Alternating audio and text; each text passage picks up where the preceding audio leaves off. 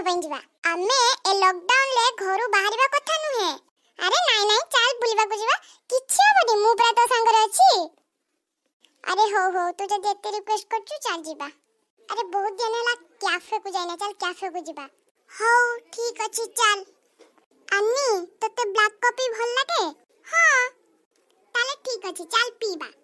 अरे दीदी मते तम संगरे नब मते पूरा केही सांग करू नांती। अरे हमें तो तते चिनी ने तू किए ए टाइम रे अन्य अजଣା व्यक्ति सहित मिसिबा उचित नै ता छडा हमें काहे के तते हम संगरे नबो। प्लीज प्लीज प्लीज दीदी मु तुम सानो भाई परिका मते नहीं चलो। हो तू जदी एते रिक्वेस्ट करू ताले तू हम संगरे जाई पारू। अरे चलो कॉफी पीबा। अरे वाओ कॉफीटा मस्त हिच रे। अरे छोटू तो काहे के ठियालु अच्छा तू कॉफी पीनु की मु पीसारे तू कॉफी पी देबो हला। अरे अन्नी बहुत देरी हे गलानी चलो अबे घर को पळेबा।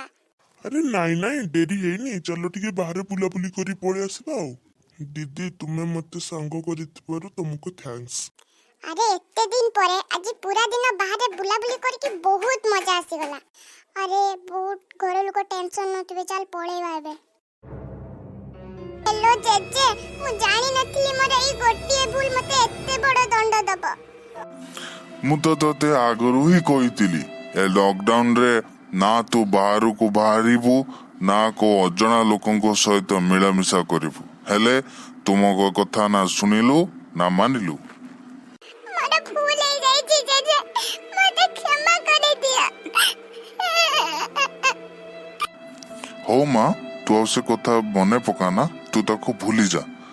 तू एबे निज स्वास्थ्य प्रति ध्यान रख और सरकार को द्वारा सब रूल्स एंड गाइडलाइंस को ठीक ठीक उपाय रे पालन कर।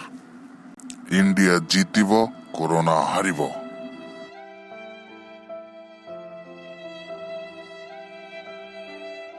जदि आपनको हमारा वीडियो भले लागि थाए तेनु हमारा चैनल को लाइक सब्सक्राइब कमेंट शेयर करबा को जमा भी भूलिबे नाही।